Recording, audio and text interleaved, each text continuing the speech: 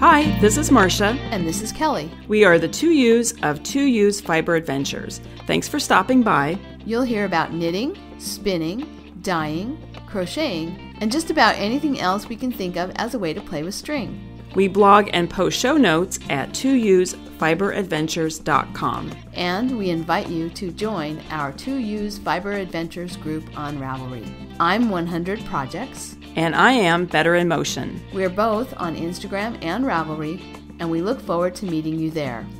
Enjoy the episode.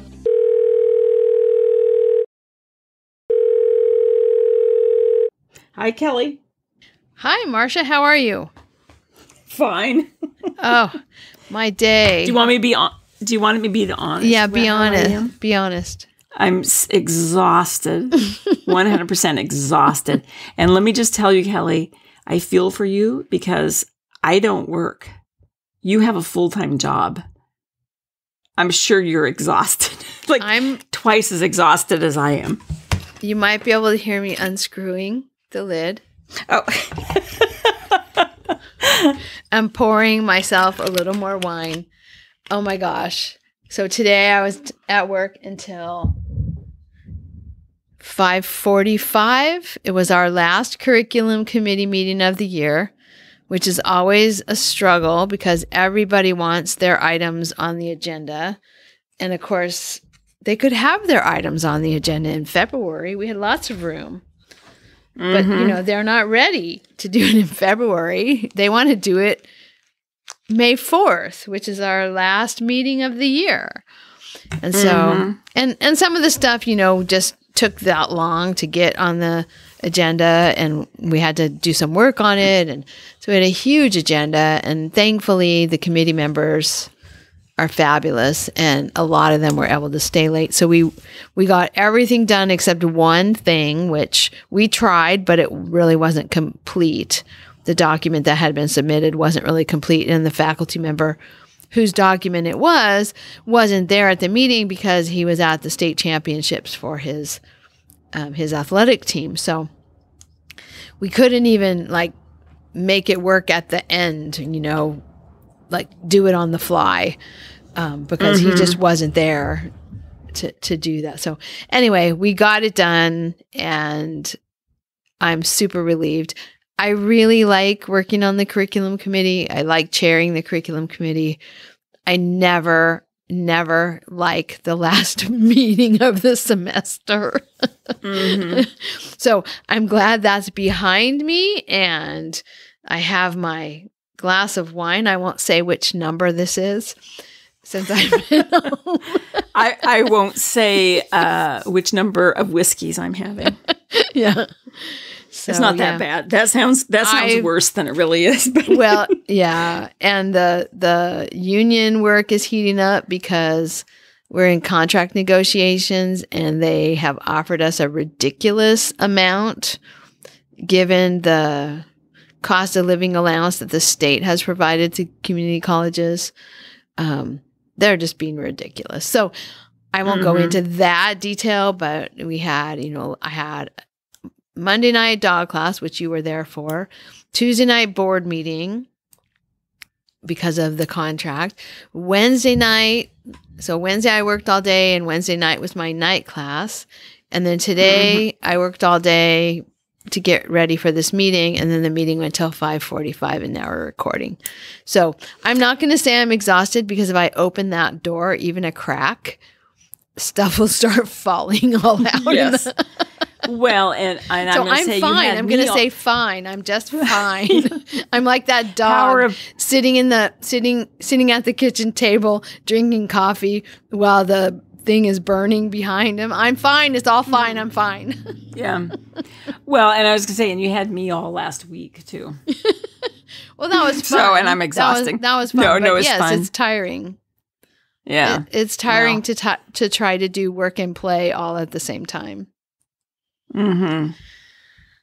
So, yeah. Yeah, and actually, we'll talk about what we did, but it occurred to me when I was down there this time visiting you, and we went to the NoCKRs Retreat, I don't remember the last time I visited you in the summer when you have time off. It seems like recently, every time I come down, I'm going to Stitches or NoCKRs, and you're working. Yeah. So you have to get ready to go and then deal with it when you come back. And this time you had your email problem, right? You'd been kicked out of your email, so you couldn't do any work the weekend before. Oh, the right. weekend Yeah. that I arrived. And and then I came in November for the trailer rally. And so it just seems like, and some, I don't know, it just seems like recently I've been showing up.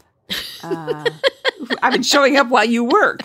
Because, every once in a while, NoCKRs falls during spring break, either at the end of spring break or, well, no, not at the end. Well, yeah, because we don't always have spring break on Easter week. So every once in a while, NoCKRs has been, like right before spring break or right after. But yeah, recently all your visits have been during the year. Yeah. It would be nice.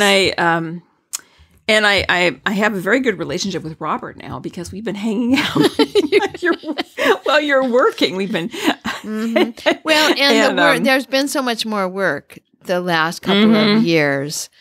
Yeah, it's just everything's harder, Yeah. So there's been more hours that I need to spend doing work, and it's harder to fit the play in the middle of the work. Yeah. So. Well, we'll get to why we're so exhausted in a second, but I would say also, as you know,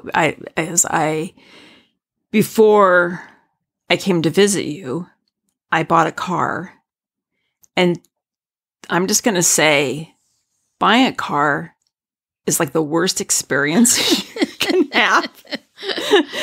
It's as bad as spending time in an attorney's office. And I'm just going to say something about, I think that car buying is changing. We talked a little bit about this at the NoCKRs Retreat. I think that it's changing now where you can just order something online. There's services. That's what Robert did with his truck. Yeah. Yeah. And I know there's services that, I had an appointment today, and the person I was seeing said that there's like a service that you just pay them, and you tell them what car you want, and they go find it for you and then just deliver it to your house. I'm sure there's a fee involved, but I went the old fashioned way, which is terrible. And I have to laugh because maybe I'm getting old, Kelly. I am old. We're both old because I find my impatience with the game. So it's been close to 20 years since I last bought a car, and I know the world has changed a lot, but this part has not changed. They say this is the price, and you say, well, I don't want to pay that. What's your best offer? Well, they can't, what do you want to pay? And then they go and you tell them what you want to pay, and then they have to go talk to their manager, and the manager's never available. It's like this manager is a non-existent manager. Yeah. And so you say, well, then just bring the manager out. Just come and have him come talk to me, or him or her, this person come and talk to me. Well, there is no manager. Just that's why they can't produce the manager, because the manager's always on the phone at lunch with another client, always doing something that he can't answer a question. And in this day and age of texting, could they text this so-called manager? Well, this is what they want to pay, and the manager could text back. I mean, it's ridiculous. It's just a big game. Yeah. Anyway, I'm sort of laughing about it, but I have to say the whole process is just kind of exhausting. And as you know, I had planned to pick up the car earlier, but it was delayed for reasons that I won't go into. So I actually picked it up on the Friday, the day before I left for California. And as I said to you, it's like I'm going from an almost 20-year-old car to a new car. And it's like going from an iPhone 3 or 4 to whatever the current iPhone is now. I don't know. 16. I don't know what it is. So I don't even know how to, this car my old car has no cameras on it. It has Bluetooth, but just for the phone. I can't play music on it or anything. It doesn't have any of that lane assist stuff that keeps you in the lane. I mean, it's like this car is nicer than my house, is how I feel. But anyway. And you had a lot of hours to get used to it. That you had a lot of get acquainted first date time. Yes. And I finally today, I could not figure out how to get the windshield washers to come on. I could not figure it out, and I finally I had to watch a YouTube video to figure out how just to get the windshield washers to come on. So anyway, so that I kind of started out tired, kind of just emotionally exhausted from this whole process, and then 2 days on the road to get to your house, and then the NoCKRs Retreat, and then where I talked a lot. In fact, my throat is kind of bothering me. I think that I've just talked so much. And then 2 days driving home. So today I don't have any food in my house really, because you know how you get rid of everything. You know, you try to eat everything up before you leave. And so I'm existing on cheese and crackers and pasta.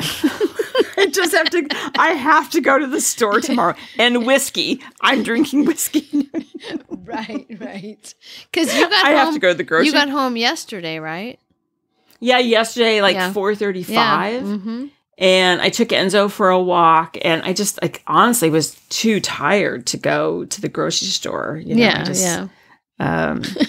So I unloaded the car, and I kind of dinked around today. I did a little laundry, blah, blah, blah. I basically done nothing. Anyway, but enough complaining, Kelly. We're exhausted, because we had a fabulous time. Yeah. We had a fantastic time. It was so much fun. I love NoCKRs, and I just have to thank, Tracy and Barb of the Two Knitlet Chicks and Gail and Charlene of the Yarniacs. And I don't know how much Gail is involved anymore, but they have a whole crew that is helping, work putting this together, and they just do a great job. It's so much fun. Mm-hmm. If there's problems, we don't know about them. Yes. It's just, I'm sure you cannot organize an event like this and not have some problems, but there was really no problems except my shower head. Well, so let's talk a little bit about NoCKRs, though. Yeah. So it was super fun. There were 10 new people, which was also fun. I mean, I love all the people who go, and I feel like I don't always get a chance to talk to everyone who's there, even though it's only 60 people, and you try to mingle and move tables and move groups while you're knitting and, sit in different places. You always seem to miss somebody that you didn't talk to of the 60 people, but there were 10 new people this year, which was really cool. And I'm going to give a shout out to Janet, because she's one of the new people that we actually recruited, Marsha. Yes, right? We recruited her in the bar, Kelly. The bar at Stitches. Yes.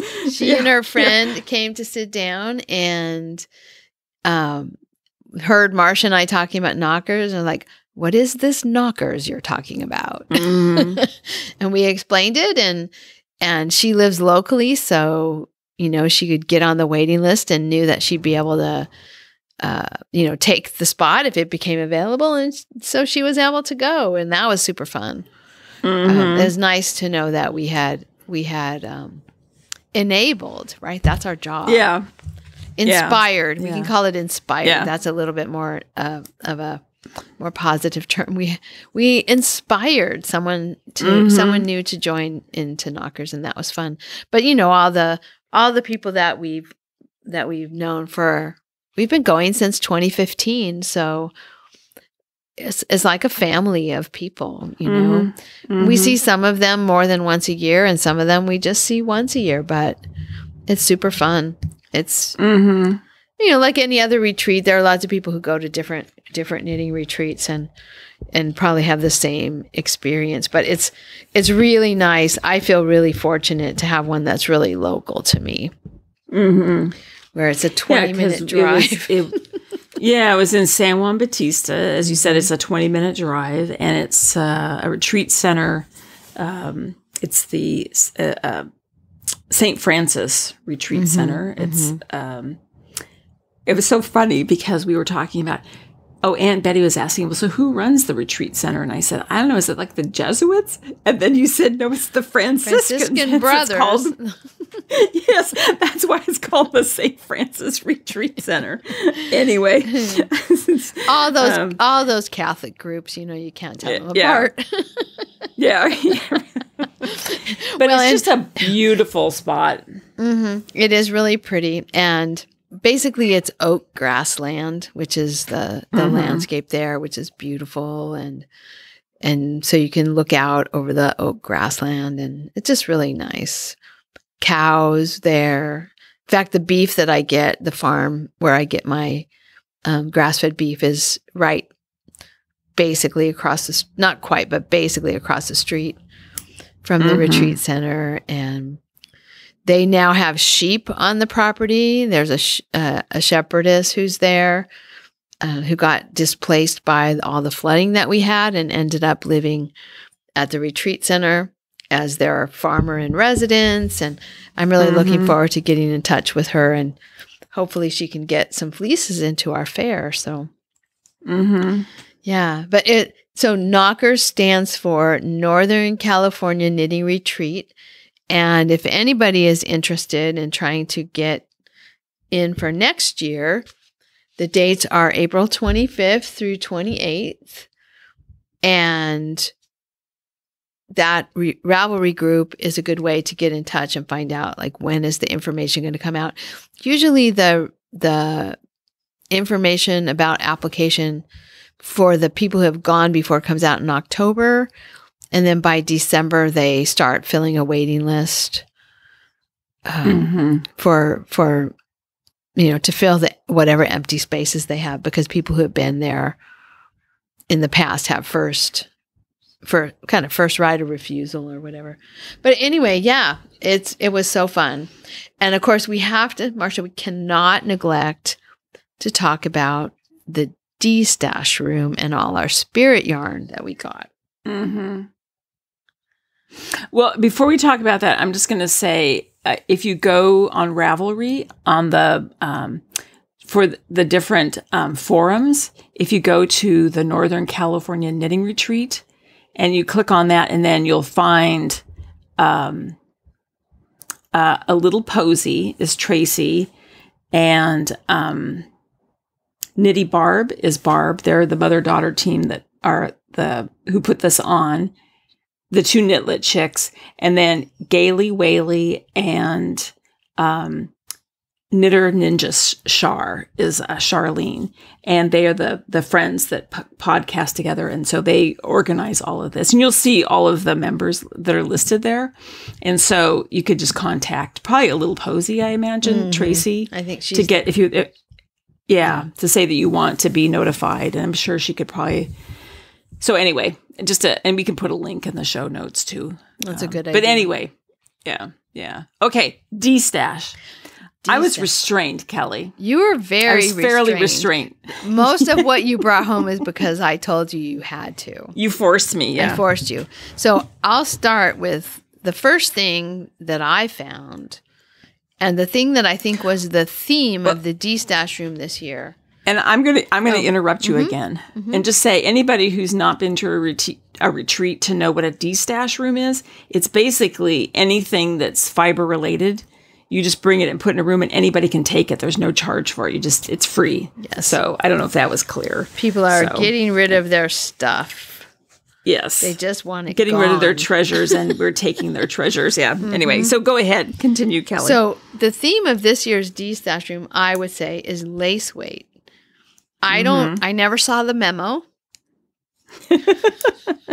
but it seems like everyone else got the memo to bring their lace weight and drop it off at the destash room. So the first thing I picked up was 2 skeins of Knit Picks Shimmer, Baby Alpaca and Silk Blend lace weight. And the colorway is called, I don't know what it's called. It doesn't matter what it's called. It's burgundy color. I'm just going to say burgundy with a tiny bit of tonal lighter burgundy in with the regular burgundy. So this is pretty much a tonal yarn, lace weight, beautiful, soft. I saw it, and there were 2 skeins of it, and I thought, okay, well, that's a lot of yarn, because a lace weight skein is 440 yards. So this is 880 yards, almost 900 yards in these 2 skeins. And I couldn't, you know how we are, Marsha. I couldn't let 900 yards go by. So then the next thing I saw. Well, I'm going to interrupt you again, Kelly. Yes, go ahead. Because I'm interrupting you a lot on this, but I'm looking at my stash because when you picked that up, I thought that sounds so familiar. I think I picked up at the destash room one year, or maybe I got this when I was getting stuff at thrift stores, but I have 2 skeins of knit picked shimmer lace, 800 total of 880 yards in eucalyptus. It's kind of a green, like a soft green. Do you want them to come? I don't know I don't know what you said it's red. Yeah, I just found the name of the colorway. The colorway is Sherry. Okay, let me. So look it's at this it's a burgundy red color. Oh yeah, here. Oh, it's Sherry E. Sherry, like sherry that you drink. Okay. Yeah. Okay. Well, I see some here. Well, I don't know if that green would look good with it, but that's an idea. But the next thing I got, or maybe it wasn't the next thing I got, but I'll talk about it now because it also goes with it, is I was in there and I saw this yarn and I thought, oh, that's the thing I picked up before. And so I grabbed it, 3 skeins, but it turns out not to have been what I picked up before, but it's pretty close. Malabrigo lace, baby merino wool, 100%. It's a singles yarn. 470 yards in a skein. I got 3 skeins. And then it's called Stone Chat is the colorway. But it's also basically a burgundy, but this has burgundy with a little bit of a kind of a really dusty green in it. And not a green, but really a kind of a dusty green. It's a little more variegated than the shimmer. And the burgundy is a little more brown than what's in the shimmer. But I brought it back and I'm like, oh, this isn't the same one, but it goes really well, so I'll keep it. So I got that. And then I got a skein of 100% silk lace weight. That's really variegated. It's like brown, blue, light brown, gold, blue. I put that in my weaving stash. And then the most uncharacteristic find in the destash room. So first of all, I have all this lace weight. So I have about 1,600 yards of this lace weight that's in the burgundy color that I could do something fun with. Maybe make a modified version of something like a featherweight. Some kind of, lace weight sweater. But then I found, and I don't know why I grabbed it, but I think because it was so soft and so light, baby pink. Like the palest baby pink, which is totally not my color. No. But 4 balls, Filatura de Crosa, Nirvana. And this is 100% merino, low micron merino, or I don't know, super fine merino. Anyway, it's very soft. And it looks like it's a 25-gram ball for 372 yards, and there are 4 of them. That's a lot of yardage. Yeah. That's a lot of yardage in these tiny little 4 balls. I think that's why I got it. Not because of the color, just because I knew 4 balls of lace weight was a lot of yarn. So you could, if you don't like the pink, because as you said, that's not really a color that you would normally pick up. You could over dye it. I could, yeah. So anyway, I have this sitting here. This very, very fine, very, very light, barely spun. It's a 2-ply, but it's like barely spun and barely plied. So it's super lofty, So yeah, those are my knitting yarn finds. And then, of course, the next day, Hetty arrived with a box of coned weaving yarn. And I took all the linen and then made you Marsha. greedy little thing. I was greedy. I even said to Hetty, "Are you sure you don't want some of this? Because this is really nice." And she said no, she had everything she wanted. So I took all the linen. I made Marsha take the cotton. That would be good for dish towels and her weaving. And then I went back, and I'm not sure if it was originally in that box or if someone else brought it, but I found 2 cones the next day. I found 2 cones that I think are cashmere. And so, of course, I snatched those up. The greedy. Again, you greedy thing. Yes.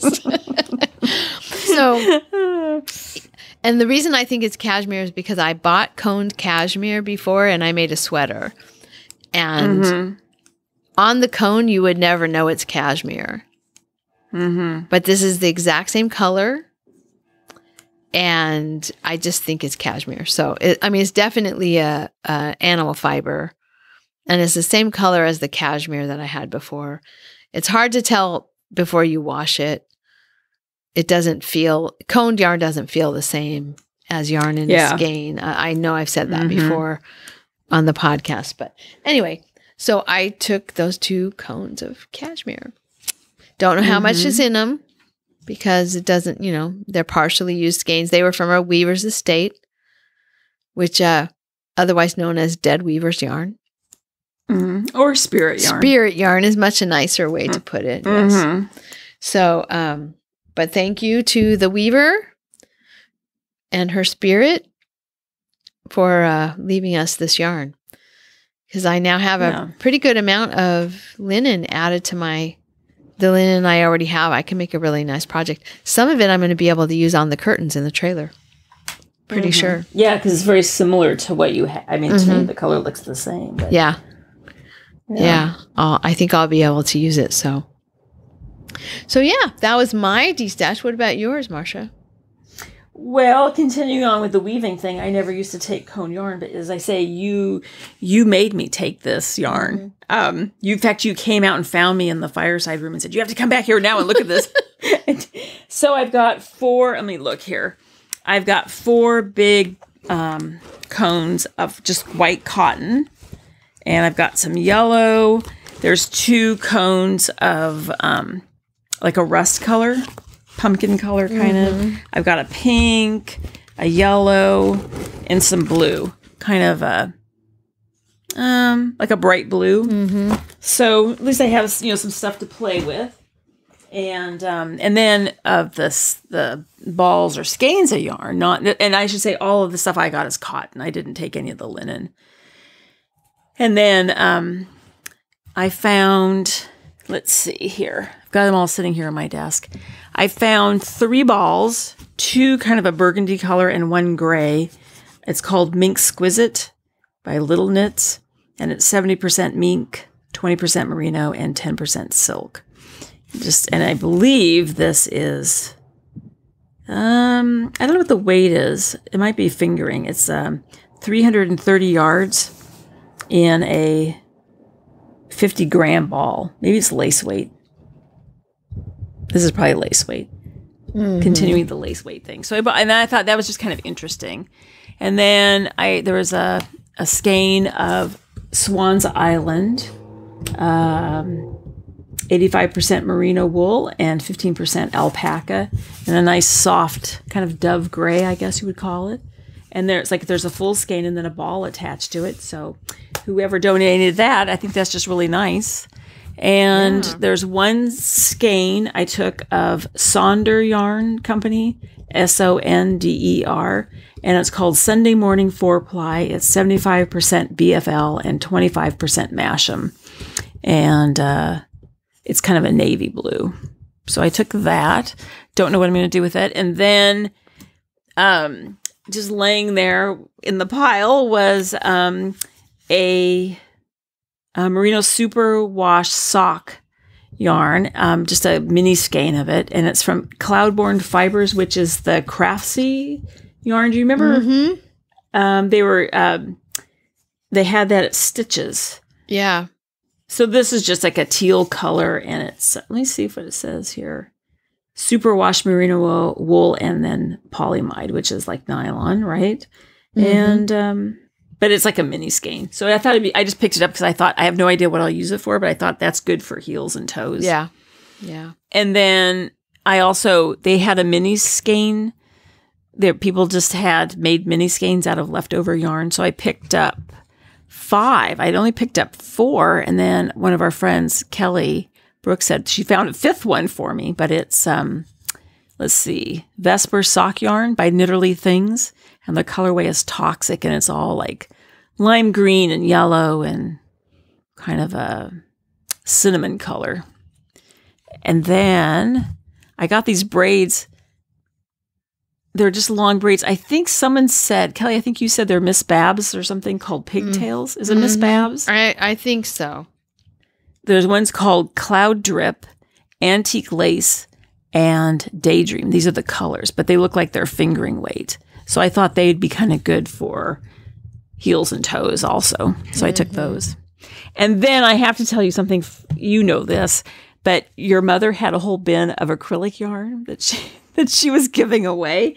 And in that bin was that little ball of leftover, I'm not going to call it yarn. I'm going to call it string with balls on it. Yeah. But it's, what do you call that stuff? It was very popular a few years ago where it's, I think, you carry it along with your knitting, and then you just see the colored balls, but the I think the string that's holding it together sort of disappears. They kind of pop out, the little baubles or little, yeah. I just looked it up. This Antique Lace is Madeline Tosh. Oh, so Madeline Tosh. Those might be Madeline Tosh little, I don't know if they're called pigtails, but the Madeline Tosh little. And I think they're singles. Okay. Let me look at these. I'm pretty sure they're singles. I don't know. They're just kind of cute. But this little ball of yarn from your mother, this is totally something that I would never pick up. Right. So like your pink, I'm like, I don't know what possessed me, but I just thought, oh, this is kind of interesting. It might be kind of cute, like in a hat or something. It was cute in the hat that she made. She bought a kit. Okay.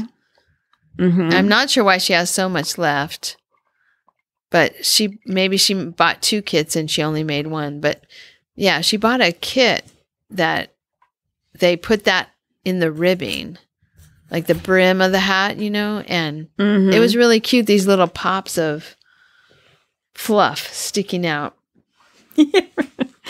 And then, I don't know, I had them on my desk. I don't know what I did with them here, but I also, from your mother, I took 2 faux fur pom-poms. Oh, right. Yeah. She had like 6 or 8 of those pom-poms. Yeah. Which did not cost $25 a piece, unlike the one I bought to put on my grandniece's hat. Yeah. My mom gets a better deal than me for sure. And then the other thing I took, Kelly, I don't know if you know this or not, but there was 2 balls of Jacob roving. I'm pulling them out. And I can't tell because I have to untie the ball and I don't want to do it yet. They're like there's the natural colored cream and then kind of like a gray, brownie gray. I'm not sure if it's like 2, like a cream roving and a brown roving together in the wound together in the ball. I'm not sure how. I haven't might be unwound it yet. Because the braid that I have from Valley Oak has like 3 different colors of Jacob, all kind of wound together. Oh yeah, and this is Valley Oak. Carded separately, but wound together. Let me just untie this. So it would be probably from Meridian Jacobs.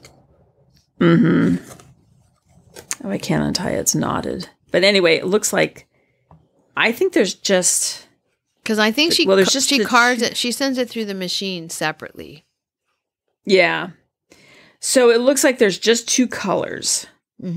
But they clearly look like they're separate. So I can spin it separately. I have no idea what I'm going to do with this, but I've never spun Jacob, and why not, right? Mm-hmm. Experiment. Cool. So that's all I took, and then I took a couple little notions, and then we did pick up things for Aunt Betty too. She's already started a hat and a pair of socks. Oh. Yeah. She finished the socks she was working on, started a pair of socks with the orange yarn that I brought home, and then, the glittery one. Mm-hmm. And then decided she needed to have a project with bigger needles for when her hands started to hurt, and cast on another hat with the other yarn that you brought. Good. So, yeah. Good. Okay. Anyway, super fun. It's always fun. Again, thank you to everybody who works to organize it. Mm-hmm. They do such a great job. I know what we have to say too, though. That while we were there, there's often other groups. And this year, there was a group from the Catholic Church, one of the Catholic churches in Salinas. And they were high schoolers. They looked like they were high school age. Mm-hmm. And they were there preparing for, I believe, confirmation. Yeah. And there was a young man and young woman who, she was too shy to come in on her own, I believe. Isn't this what happened? Yeah. And so he kind of drags her in.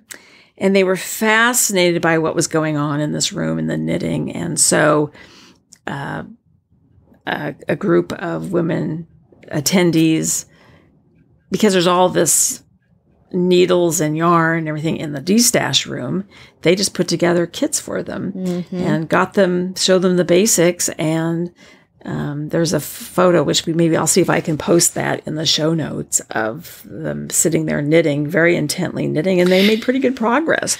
Yeah. It was really sweet. It was cool. And it kind of looked like they were having more fun hanging out with the knitters than they were hanging out with the confirmation group. We are way more fun. Yes. Oh my gosh. Yeah. Well, what so did anyway, you it was work super on fun. during NoCKRs, Marsha? Well, I worked on that blanket, that dang blanket I've been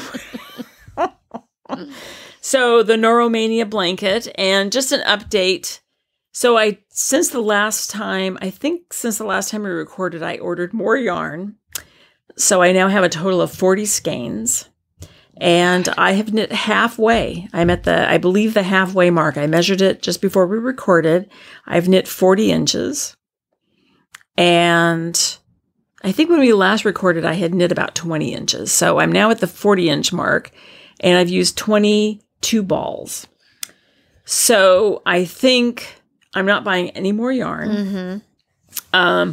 I think I said in the last episode, just according to the math, I'm getting about 2 inches to a ball.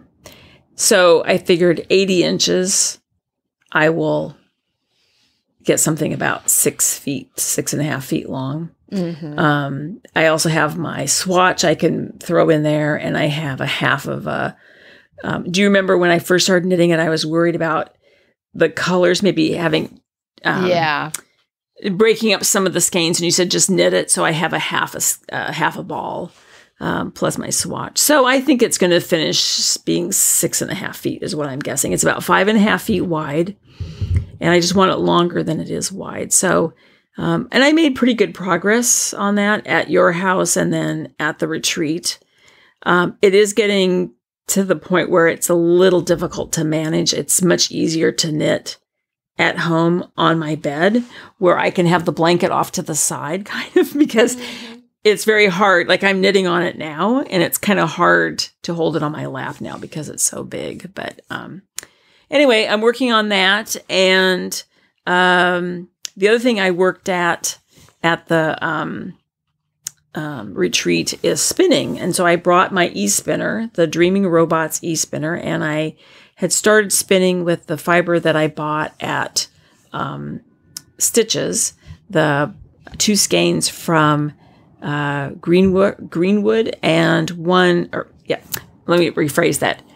2 skeins each of the same color, but on different bases. So 2 of one, 2 of the other base, And then from Seattle Sky Dye Works, I bought 2 more skeins of a kind of a soft rose color. So I've spun one of each of the a full bobbin of 4-ounce braids from each of the 2 bases from Greenwood, and now I'm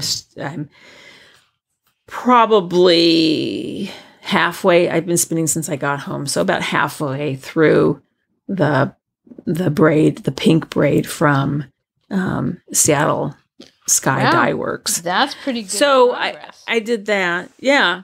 So once I get that done, I'll apply those. So I worked on that quite a bit at the retreat. And then I also cast on at your house the Ames beanie. And that's a cabled beanie. And I'm using a worsted from Little Skein in the Big Woods, that in the colorway Hyde Park, which is kind of a pinky burgundy color. And do you remember, Kelly, this is the yarn that I bought. I think it was the stitches that was still in Santa Clara, so that long ago, when we did the Tunisian crochet class. Yeah. I didn't have any worsted weight yarn. I didn't get the memo, so I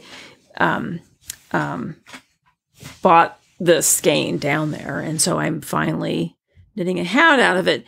And I was my goal was to finish it at the retreat so I could ring the bell, because every time someone finishes a project, they get to ring the bell. But alas, I discovered that I was talking, and one of the cables, I missed the cross, or what do you call that when you make the cable? Or, the cable crossing? You do the cable crossing. Yes, I missed one. So I have to rip back, and my plan is to just rip out the 9 stitches that make up the cable. I'm just going to rip back those 9 stitches. I have to drop back about 10 rows and see if I can re-knit it that way, that trick that you taught me. And if it doesn't work out, then I will just rip it back. But anyway, I've been enjoying knitting on it. It's a cute hat. And I did not knit it on it very much, but I did finish the first sock of the Anzula socks. So 2 years ago at Stitches, you talked me into buying. You said I had to buy Anzula Dreamy in a blue and Squishy in a coral. So I finished the first sock when I was at the motel. On my way home, the night on the road, I finished the first sock in the motel room. Have you tried it? Have you tried it on? Yeah. Does it feel amazing? Well, no, let me say it doesn't. Because I just tried it on to see if, you know how you try it on to figure out where you need to start the toe. So you weren't thinking about whether it felt amazing. You were thinking about I was just thinking about where do I start the I was just thinking about where do I start the toe, not does it feel amazing. And I think though, but but now that you asked me this question, I will put it on and I'll walk around in it and just see how it feels. I mean, it feels really nice just holding it in my hands. It's beautiful. So I'm sure it's going to feel fabulous. Yeah. Mine are Anzula. They're Invictus, but it's the merino cashmere silk. And oh my God, I love wearing those socks. And I bought more sock yarn to make more socks like that because they are just, they feel amazing. And I'm just going to go back to the Ames beanie because I forgot to say that the reason why I decided to cast on that pattern is because it has cables, and the 2 Knitlit chicks are having a cable along. So if you do a project with cables, you can enter it for, if you join their Ravelry group, you can enter it for a prize. And I put a link in the show notes to their discussion thread about their contest, and it ends May 15th. So you may have something that you're working on that you could enter it for a possible prize. So I still have time though to finish it. So well, that's good. Anyway, and you?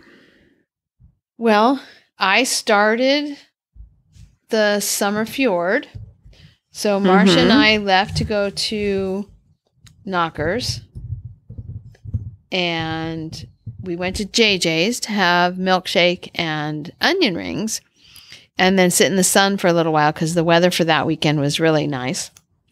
And so I wanted to get my retreat knitting at a good point. So I cast on the Summer Fjord in linen, Sparrow, and it's kind of an ice blue color. I don't have it handy, so I don't know exactly what the colorway name is, but it's this pale sort of icy blue color, grayish, bluish, icy color. And I also have a navy blue linen that I have in the same project bag. The Summer Fjord is designed to take 3 colors, and I thought I would use only 2, but then Marsha said, well, why don't you use this color, this sort of coral color of a sweater that I happened to be wearing when I was working on it. I don't have that in linen, but I do have an orange.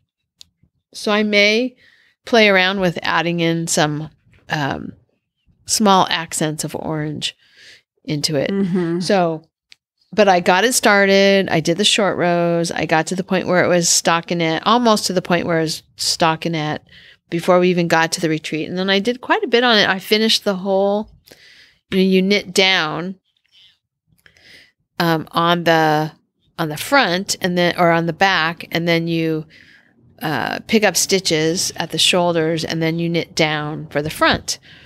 And so I got finished up to the point where I needed to pick up stitches, and that's where I put it away. But I mean, I put it away like the last day because I was, ready to do something that was a little more complicated than I could do for retreat knitting.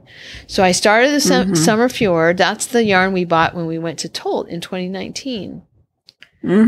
So that was a good project to get started because it's a nice summer tee. Drop shoulder, a little bit of texture interest, striped texture interest. And in this case, it will actually have striped in color too. My other one is solid, so it's just the texture. And then it has a ribbed, like a split hem at the bottom with ribbing on,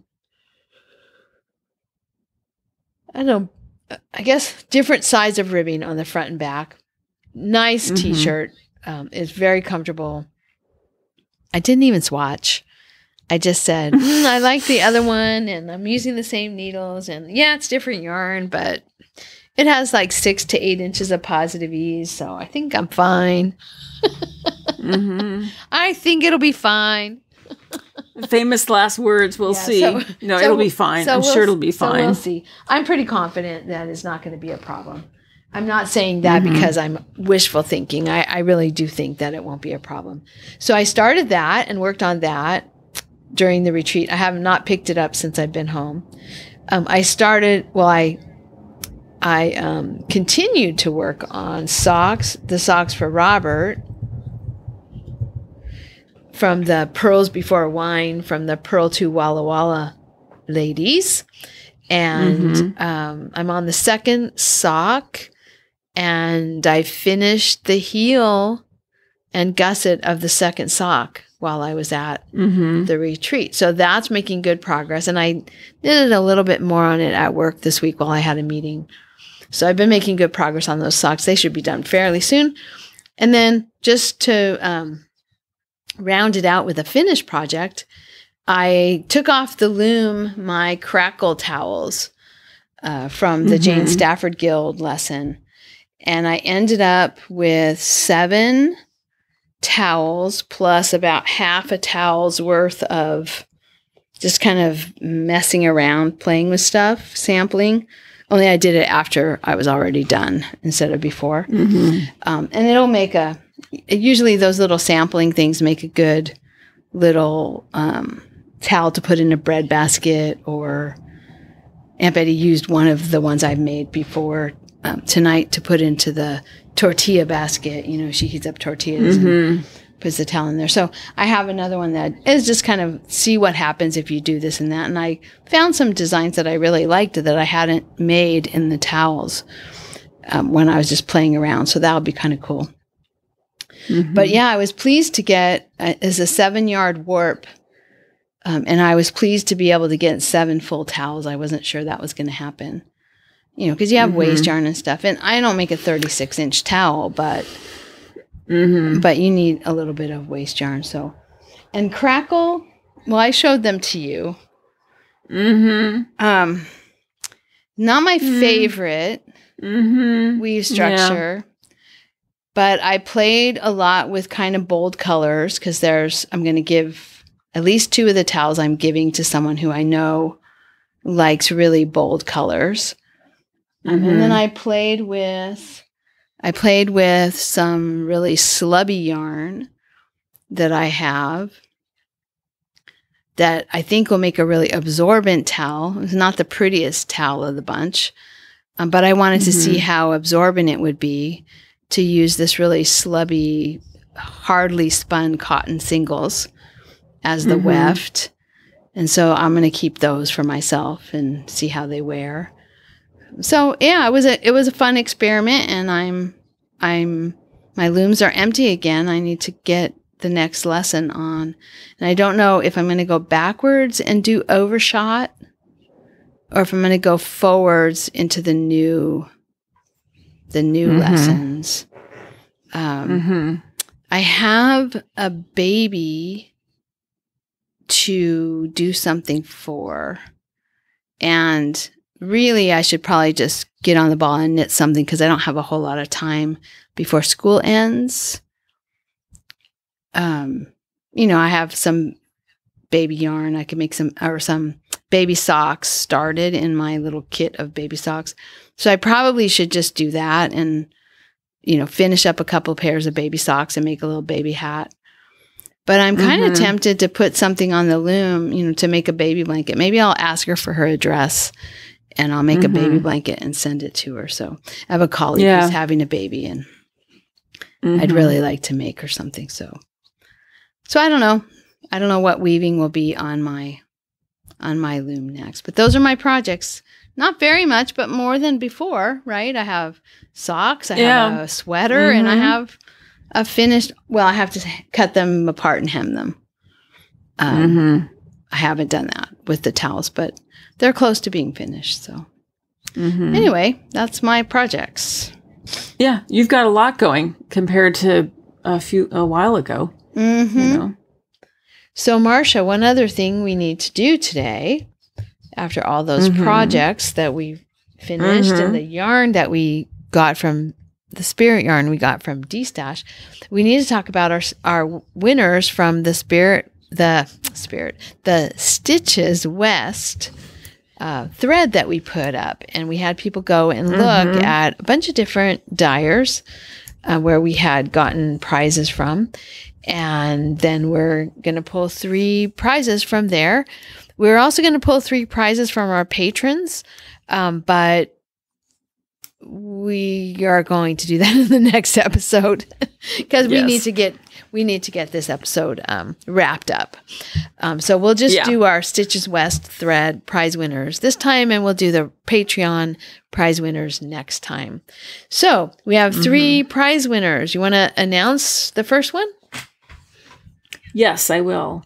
So our first is Cindy Q on Ravelry, and she won a skein of, okay, Kelly, this is worsted weight, correct? Yes. Anyway, okay. Our last episode, I was so confused. Okay, from Royal Bee Yarns, and it's the Kestrel Gardens, and it's worsted weight. It's a beautiful teal, Cindy. Beautiful teal color. Yeah, congratulations, Cindy. Yeah. I was thinking about you this weekend, by the way, Cindy, because one of my projects that I started working on at the retreat that I didn't talk about as part of my projects, and I'll need to talk about it next time, but I started playing around with my pin looms. I have one that's in the shape of a heart, and then I have a square one like the one you used for your blanket. So I was thinking about you a lot this week, this past weekend, as I was making those little pin loom hearts. All right. Yeah. So the next winner is Belle7171 Trish, who unfortunately we missed at Stitches and didn't get to meet her. But fortunately for her, she is winning the skein. It's a fingering weight skein, the colorway Frog Dissection from Nano Stitch Labs. Mm-hmm. And our third prize goes to Knittin' Mama 3, Suzanne, and she is winning from Weird Sisters Wool Emporium a dreadful mini skein set. Yes, and so I don't know what dreadful is. I'm sure it's like a show or a movie or something, because they have all the fandoms. Right, yeah. But it's nothing that I'm familiar with. But I have to say, it's not dreadful. It's really pretty. Yes. Yeah, it's very pretty. So, and we have to do our good housekeeping, Kelly, which is we have to tell people that if, when you hear your name, contact us. Mm-hmm. You can contact us via Ravelry, or you can email us at... Kelly, remind me again of our email, because I still don't. 2 Ewes at 2ewesfiberadventures.com. You'd think I might be smart enough to just put this in the show notes so I wouldn't sound so stupid. But anyway. It's at the top. No, it's not. It's actually not at the top. I have no excuse, Kelly, to not know my own email. Anyway. Okay. Yeah, just get in touch and we'll send out those prizes. And then next episode, we'll pull for the other 3 skeins of yarn that we got at Stitches for our patrons. Mm-hmm. Yeah. Okay. So we have one last order of business. Mm-hmm. And this is a comment, ask of Carolyn Coates. And I don't remember now where this was. I think it was... I think it came through our website. I think so. Anyway, but she says, hello, 2 Ewes. Marsha talks about her little Herbie spinning wheel, but this isn't a wheel I've ever heard of any other place, and Dr. Google doesn't provide much help either. Can you talk a little more about this wheel sometime in the future? Is it still made? I suppose I should take a look on Ravelry, but I'm not there very often. Just curious. Maybe there's a story. Thanks, Carolyn. So, Kelly, you're the one who got me on it. You had Little Herbie first, and that's why I've got Little Herbie, because I liked your wheel so much. So you know more about Little Herbie. We've talked about this in the past, but and Carolyn's correct. There is, when you do a Google search, nothing comes up. Ironically, we did a Google search before we started recording, and I said to Kelly, oh, look, there's a photograph of one, and it's the photograph of my Little Herbie. So how that's on there, I don't know, but that's the algorithm. So anyway, tell us a little bit about Little Herbie, Kelly, because you really know more about it than I do. Well, and what's funny, I was telling Marsha this evening, because of our ransomware attack, we can't just print through the network, so we have to download whatever we want onto a thumb drive, take the thumb drive to the printer, and anyway, I rummaged around for some old thumb drive from 5 years ago. And for some reason, I think because I was sending it to Marsha, on this thumb drive was something I didn't recognize. And I was trying to get rid of stuff off the thumb drive because you can't have too much on the thumb drive when you go to the printer. That's a whole other story. But anyway, I was like, oh, I think I'm going to delete this, but what is it? And I open it up and it's a PDF scan of my Little Herbie instructions that I got back in 98 when I got my Little Herbie. So anyway, here's what I'll just read the first part of it and then I'll talk a little bit about the wheel. Welcome to the world of spinning on the Little Herbie, the portable wheel that thinks it's a full-size wheel. Due to its unique design, ratios of 8.5 to 1, 13 to 1, and 20 to 1 are available, giving you the performance of a full-size wheel on a very small and portable spinning wheel. Weighs about 12.5 pounds. The single treadle has a dual action using both heel and toe pressure. This gives you exceptionally consistent flyer speed control. The result is an even and consistent twist. This feature is usually available only on larger double treadle machines. So Herb Myers was an engineer who had a partner who was a spinner, and she had a twin sister. And so he listened to her, over the years saying, oh, I really like this about my wheel, but I really wish it had blah, blah, blah. And so after hearing so many years of this, he built her a wheel. And maybe not till he retired as an engineer. He built her a spinning wheel. And she liked it so much that her twin sister needed to have one too. So he built a second one. And then the guild in San Jose, which I can't remember the name of them, Serendipity Spinners, maybe? Anyway, people in that guild got interested and they wanted one. And so he made more. And then he was selling them in the shop called the Golden Fleece in Santa Cruz. And this was in the late 90s. And so I got my wheel, and I think my wheel is dated 1997. Yours is later. There are a few differences between our two wheels. Because over the years he found things that he thought would be, would be interesting to make the change and useful. And so, yeah, that's the little Herbie. It's a castle style wheel. So, all right in front of you, very portable, and it's really been a good workhorse for me. Yeah. And the Lazy Kate is attached to it. To the front, so where you're spinning, the Lazy Kate's just attached to the bottom of it. Now, I have discovered you really cannot ply that way. You can. You have to, well, I'm not able to. Let me just say some that. People can. I do. I never take it's very rare for me to take the Lazy Kate off and put it somewhere else. But that's because I didn't know any different when I started, right? Well, and I think it has something to do with my spinning. Like maybe initially I found that a Lazy Kate that holds the bobbins vertically, the sort of like weaving, maybe not like weaving, but the yarn that you're putting pressure on as you're pulling it off sometimes gets buried into the yarn that's wrapped around the bottom that you're not using, and then it gets stuck and it would break. Or maybe I didn't wind it on tight enough, and so the yarn that was still on there would sort of fall down on top of the one that I was using, and it would break.